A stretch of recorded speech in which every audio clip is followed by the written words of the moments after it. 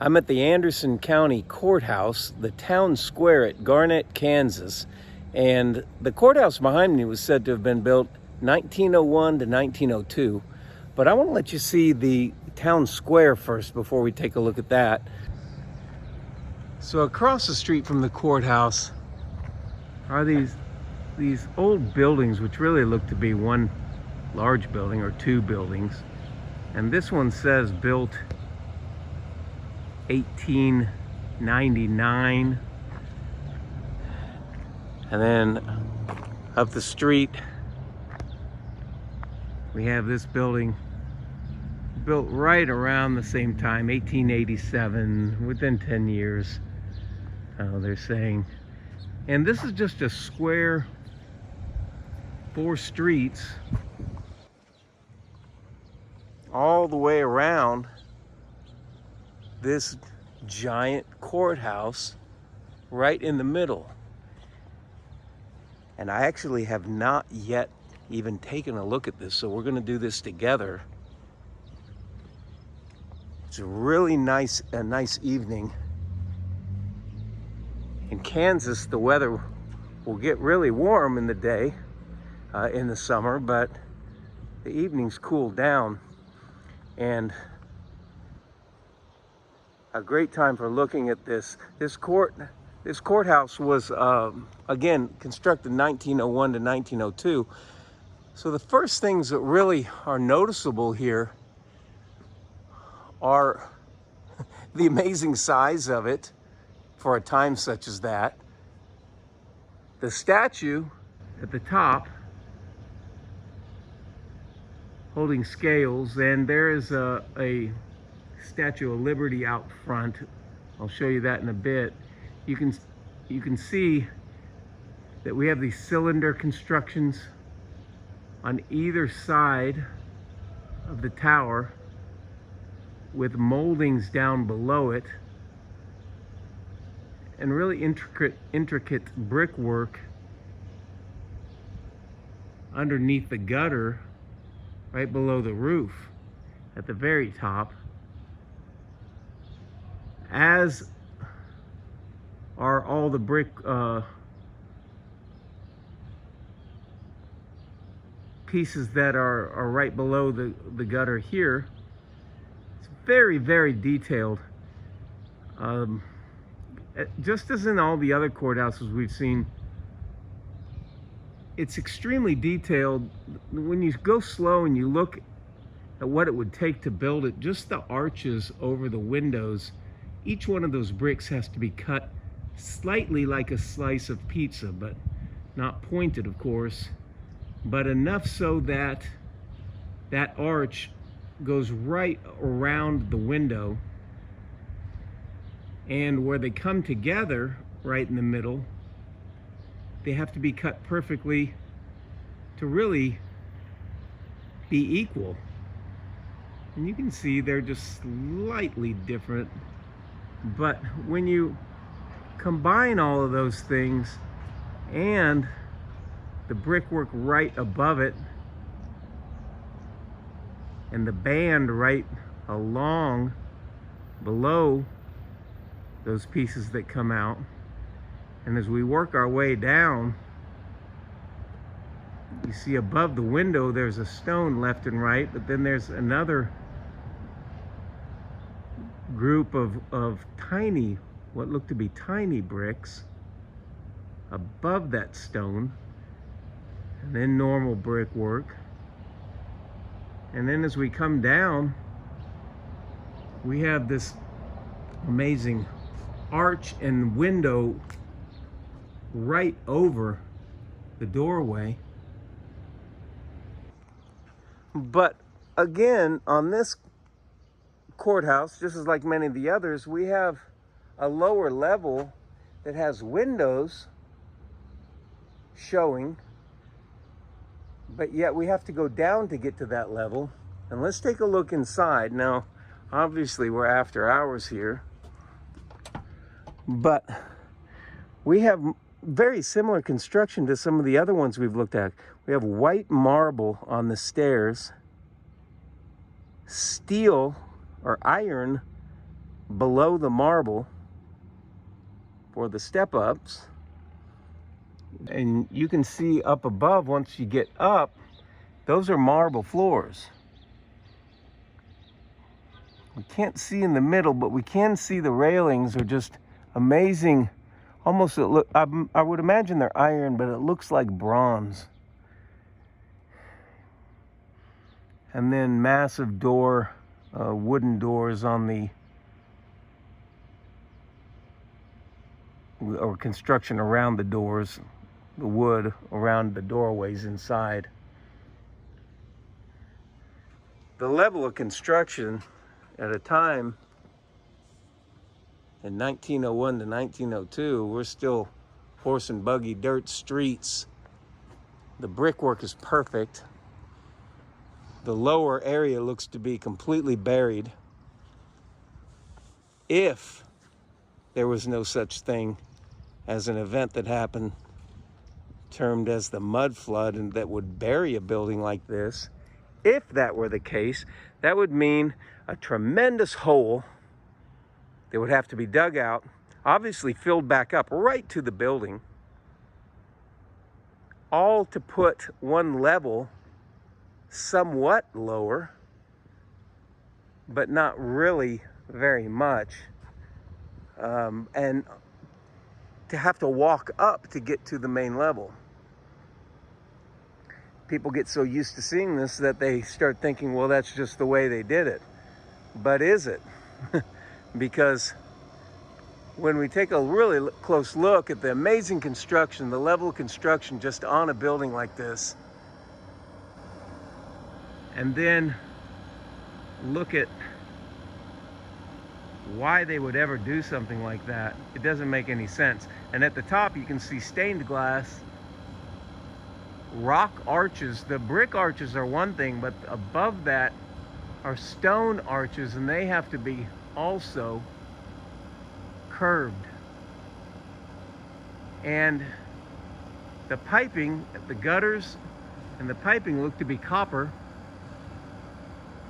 as they've started to turn greenish color, which copper is known to do. And then we have a step down doorway there,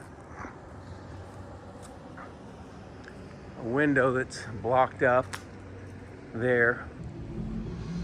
Again, just to look at a stone like this, that's about 3.5 feet wide, 1.5 feet tall. That's probably at least a 500-pound stone right there.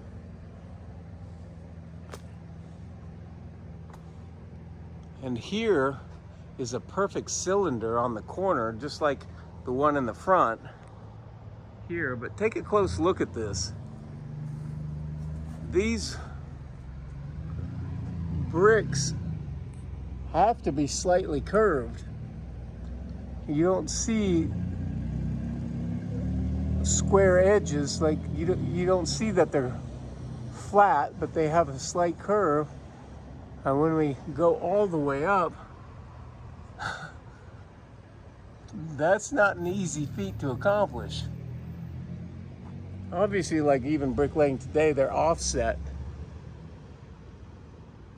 row to row, but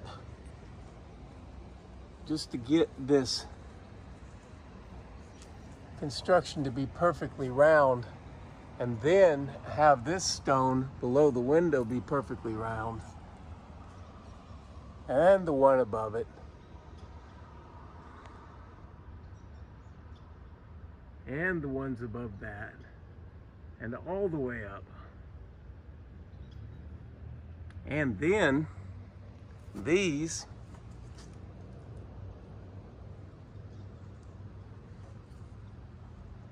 perfectly round. And then these, now some would think that these are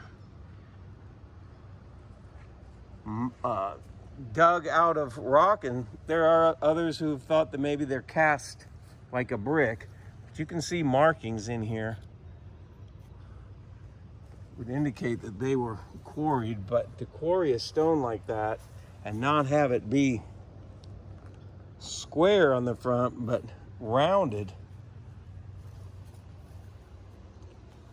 I wouldn't know that anything like this could ever even be accomplished nowadays. The craftsmen wouldn't be available to be able to do something like this. We drive by this stuff every day and take a look at it and think, oh, that's normal. But when you come in close and look at these, now these are straight because they're square and this is the straight edge of the building. But these are not. And then it switches to a different kind of stone below that. And here we're at the back of the building.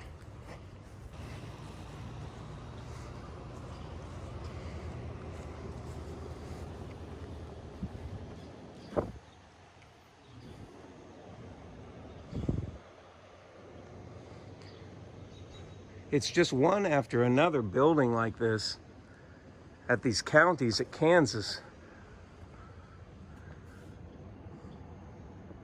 When Kansas was the Wild West at these times. And you can see how far down again that lower level goes. With respect to a mud flood, we don't know if there was levels under that. And there was just as much of this colored stone down below as brick above. But just to get to the first floor, to go up to this level, clear up here, or go down, is not what you would expect at a time when it's very difficult to construct anything, much less a stone castle.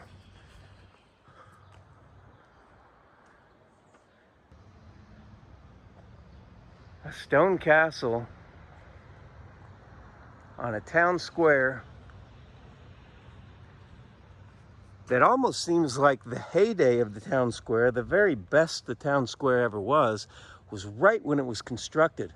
It looks like it was amazing community, amazing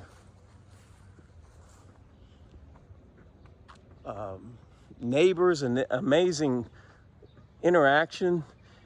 And just first-rate construction, first-rate town that since that time has just disintegrated. Whereas everybody now would have you thinking that we're progressed to a level that we never been. When you look closely at these towns, it seems exactly the opposite. Like these towns were great accomplishments, great community, great families, and now they're ghost towns. Or maybe not ghost towns, but these buildings aren't occupied for the most part, and with the ones they are, they're not real big money makers, so a lot of these buildings have a tough time bringing enough in to really keep the buildings in the condition that they were built. So one after another town square in these places is like a movie set that the movie is wrapped and moved on, and the movie that was playing there when they were made was an awesome movie for community and fellowship amongst people. And now that movie is over. Everyone moves to cities, lives in suburbia that's very disconnected. And whereas these cities were once upon a time the epitome of what a community is, now they sit nearly empty in many respects in the downtown. Of course, we've all seen big box retailers move in and places on the edge of the buildings, but these towns look like they've been here way, way, way longer than what they were ever said to have been, made with amazing craftsmen. that could never be duplicated again. The Anderson County Courthouse at Garnett, Kansas. When was it built?